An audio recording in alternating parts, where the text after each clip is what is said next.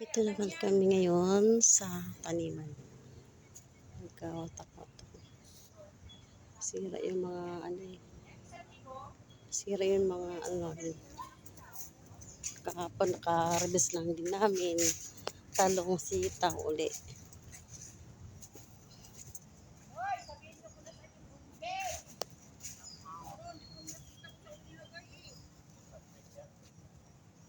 Ano yun, Madam Clarita?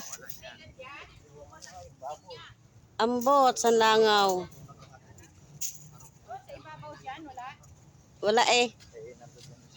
Ito yung mga kamatis namin nagkatumba na ulanan kasi sobrang lakas ng ulan.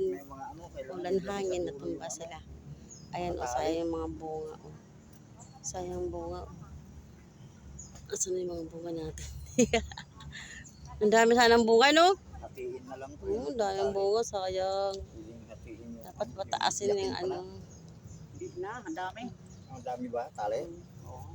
Maraming tali-tali. Ito, tingnan mo, nalaglag yung bunga. Sayang. Katawan nila eh. Kaya sa bigat.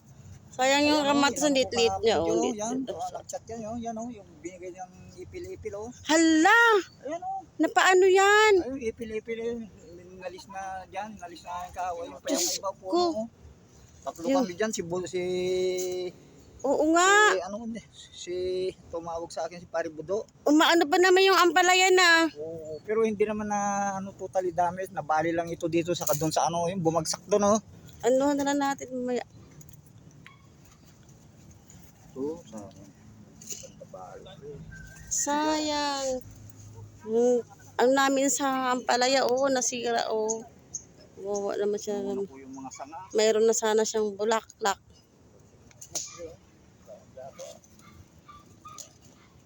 Ano yan doon, Jigo? Utong. Yung utong. Utong. Utong. Ang utong na mahaba. Diyos ko.